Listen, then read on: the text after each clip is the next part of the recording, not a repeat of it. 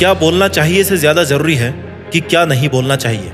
अगर आपने ये सीख लिया कि क्या नहीं बोलना है तो तुम बहुत लोगों से आगे जा सकते हो। Silence is a source of great strength. शांत रहकर अपने काम से काम रखकर आप पूरी दुनिया को जीत सकते हो। जितनी ज्यादा लोगों की आप सुनेंगे ना, उतने ही ज्यादा इन लोगों के झूठे जाल में आप फंसते जाओगे। ध्यान रहे, अधिक बोलकर या बेवजह अनचाही जगह बोलकर मूर्ख बना जा सकता है, महान नहीं। लेकिन सुनकर सीखा भी जा सकता है और महान भी बना जा सकता है। Listen to understand, not to answer. क्योंकि जब हम किसी को सुनते हैं ना, तो हम उससे वो सीख पाते हैं जो हमें उस वक्त तक पता नहीं होता है। जो लोग चुप नहीं रह पाते, उनके जीवन में कुछ भी निजी नहीं होता, सब कुछ पब्लिक होता है। लोगों को सिर्फ उतना ही बताना चाहिए जितना उन्हें जानने की जरूरत है।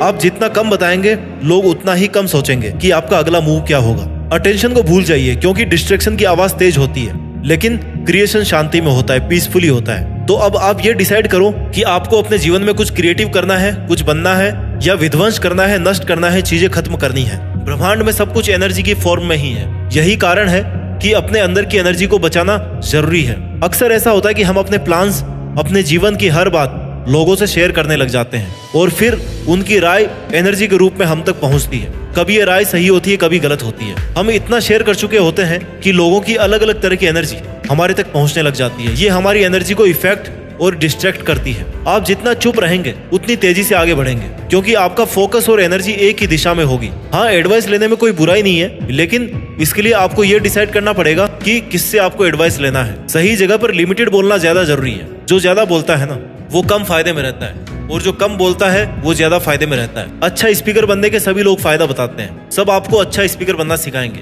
लेकिन इसका मतलब ये नहीं है कि आप हर वक्त बेवजह किसी के सामने भी कुछ भी बोलते रहें, क्योंकि उससे आपको सामने वाला मूर्ख ही समझेगा। इसलिए मैं आज आपको बताने वाला हूँ कि चुप रहने के कितने फायदे हैं। अब चुप रहने का मतलब ये भी नहीं है कि आप बिल्कुल ही नहीं बोलते। चुप रहना मतलब बेवजह नहीं बोलना। जहाँ एक जवाब से काम चल सकता है ना, वहाँ पर बार बार बोलने की जरूरत नहीं है। इससे तुम अपनी एनर्जी बेवजह वेस्ट होने से बचा सकते हो। इसलिए तुम्हें एक अच्छा लिस्नर बनने की कोशिश करनी चाहिए। ध्यान से सामने वालों की बात सुनना भी एक कला है। सुनो ज्यादा और बोलो कम। आप सामने वाले को ध्यान से सुनकर उससे आगे निकल सकते हैं। जितना ज्यादा आप बोलते हैं ना, उतने ज्यादा आप ऑर्डिनरी लगते हैं। सामने वाले के लिए नॉर्मल हो जाता है कि यार ऐसे ही बकबक कर रहा होगा। और जितना आप कम बोलेंगे, उतने आप स्पेशल और समझदार लगोगे। सामने वाला भी सोचेगा कि यार ये बंदा कितना सोच समझकर बोल रहा है। वो अपने आप आपको अटेंशन देगा, आपकी बातों को इंपॉर्टेंस देगा। सब कुछ कहना जरूरी नहीं है, और अगर कुछ जरूरी नहीं है तो वो कहा ही ना जाए ना, तो ज्यादा बेटर है। इसकी प्रैक्टिस होनी चाहिए। दुनिया में सबसे खतरनाक हथियार है आपकी वाणी, आपके शब्द। जो आपने अगर एक बार बोल दिए ना, तो उसके बाद वो ना तो वापस लिए जा सकते हैं और ना मिटाए जा सकते हैं। इसलिए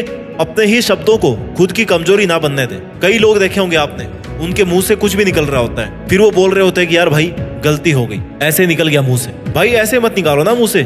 थोड़ा शांत रहना भी सीखो, थोड़ा चुप रहना भी सीखो। अपने शब्दों पर, अपनी वाणी पर कंट्रोल करना सीखो। सही समय पर सही जवाब देना सीखो, क्योंकि अपनी ही वाणी, अपने ही शब्द कई बार अपने लिए नुकसानदायक साबित होते हैं। कई बार फ्लो में तुम्हारे मुंह से ऐसी बातें निकल जाती है जो सामने वाले को नहीं कहनी चाहिए थी। इसलिए कहते हैं कि हमारे वर्ड्स हमारी ताकत के साथ साथ हमारी कमजोरी भी हो सकते हैं। अगर हमें यह नहीं पता कि कहाँ कितना बोलना है, सही समय पर सही इंटेंशन के साथ सही वर्ड्स को यूज करना ही आपको एक सक्सेसफुल इंसान बना सकता है। लेकिन वहीं अगर आप सही समय पर गलत इंटेंशन से गलत शब्दों का इस्तेमाल करते हैं, तो ये आपको और आपकी पर्सनैलिटी को, आपके नाम को खराब कर सकते हैं। आपने बहुत बड़े बड़े नेताओं को स्पीच देते हुए सुना होगा। कुछ पॉलिटिशियन एकदम नफी तुली बात करते हैं, जिससे सुनकर लगता है कि यार बंदे ने क्या गजब बात की है। और किसी किसी को सुनकर कैसा लगता है ना, यार इसका ये रोज का काम है फेंकना, ये ऐसे कुछ उल्टी सीधी बातें बोलता रहता है। आप सिर्फ उसकी बातों की वजह से उसको तवज्जो नहीं देते, आप उसके बारे में कुछ नहीं जानते। आप सिर्फ उसके बकवास करने की वजह से उसको तवज्जो नहीं देते। आप उसके बारे में कुछ नहीं जानते, बस उसकी स्पीच सुन करके ना अपने आप डिसाइड कर लेते हैं कि ये काम का आदमी नहीं है, दम नहीं है इसकी बातों में, क्योंकि उसे खुद नहीं पता कि उसे कब और क्या बोलना है।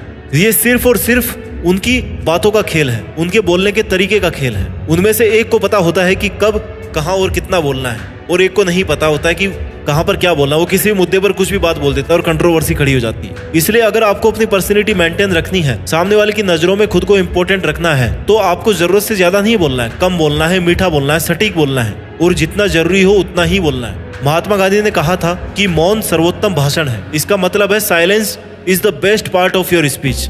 आप चुप रहकर या कम बोलकर अपनी बातों को अच्छे तरीके से रिप्रेजेंट कर सकते हैं। यानी अगर हम शांत रहकर, दुनिया की भागदौड़ से दूर रहकर खुद के साथ टाइम स्पेंड करते हैं, तो हम अपनी आत्मा की आवाज, अपने मन की आवाज को सुन सकते हैं। हम जीवन में कितनी अधिक बेतुकी बातें करते हैं जिनका कोई सेंस नहीं है। उतने समय में अगर शांत रहकर अपने काम पर फोकस किया जाए तो एक बड़ा टारगेट भी अचीव किया जा सकता है। हम बेवजह बेफिजूल की बातों में अपनी एनर्जी को वेस्ट कर देते हैं और फिर जो काम करना चाहिए उसके लिए एनर्जी बचती ही नहीं है। तुम्हारे बेवजह बोलने की वजह से लड़ाई झगड़े, एक दूसरे से नफरत अपने आप बढ़ जाती है, क्योंकि तुम्हें पता ही नहीं चलता कि तुमने कब किसको क्या कह दिया है, किसको क्या कहना चाहिए। So don't under estimate the power of silence. शांत रहना, चुप रहना वो काम है जिससे हम किसी भी बात को गहराई से समझकर उस पर काम कर सकते हैं। जिस वक्त हम शांत रहकर कुछ सोच रहे होते हैं ना, उस वक्त हमारा माइंड सही समय पर सही डिसीजन लेता है। जो बातों बातों में वादे किए जाते हैं कि मैं ये कर दूंगा, मैं वो कर दूंगा, असल में उनको खुद को नहीं पता होता है कि वो क्या कह रहे हैं, उन्होंने सामने वाले से क्या प्रॉमिस किया है। शांत रहकर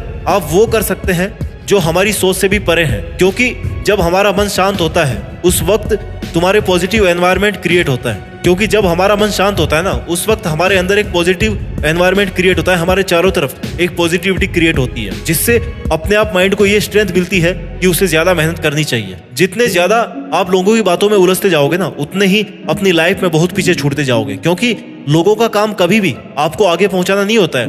वो चाहते हैं कि आप उनके साथ बैठो, इधर उधर की बातें करो और उस काम को भूल जाओ जो आपको सच में करना चाहिए या आप जो काम कर रहे थे। शांत रहते ही आपकी डिटर्मिनेशन पावर बढ़ जाती है। जैसे आप खुद देखो, जब आपके पास किसी प्रॉब्लम का सॉल्यूशन नजर नहीं आ रहा है ना, आपको नहीं पता चल रहा कि आपको क्या करना चाहिए, उस वक्त कुछ देर तक शांत अकेले बैठकर उस प्रॉब्लम के बारे में सोचने से कुछ ना कुछ उसका हल जरूर निकलता है। माइंड अपने आप आपको वहां तक लेकर के जाता है कि हाँ भाई, इसका ये सॉल्यूशन हो सकता है। और वहीं अगर आप 4 लोगों से अपनी प्रॉब्लम डिस्कस करोगे तो वो 10 अलग अलग टाइप के सॉल्यूशन बताएंगे, जिसमें से एक भी आपके काम का नहीं होगा। माना कि बोलना हमें दुनिया से जोड़ता है, सोसाइटी से जोड़ता है, जरूरी भी है। एकदम ही नहीं बोलोगे तो लोग आपको कमजोर समझेंगे, लेकिन मैं तुम्हें सिखा रहा हूँ लिमिटेड बोलना, सही समय पर सही बात बोलना और बाकी के टाइम पे शांत रहना। ये जो आजकल आप नई नई बीमारियां देख रहे हैं ना, डिप्रेशन, एंजाइटी, नींद नहीं आना, इन सब में एक वजह यह भी है कि आप दुनिया की बातों में उलझ गए हैं। आपने कभी खुद को अकेले में शांत बैठ के टाइम नहीं दिया है, कभी खुद से पूछा ही नहीं है कि असल में तुम्हें पहुंचना कहाँ है। खुद के साथ कभी टाइम स्पेंड किया ही नहीं है तुमने, खुद की कैपेबिलिटीज को समझने की कोशिश की नहीं है तुमने। दुनिया भर की टेंशन का बोझ अपने माइंड पर लेके घूम रहे हो और अब सिचुएशन कंट्रोल के बाहर चली गई है। इसलिए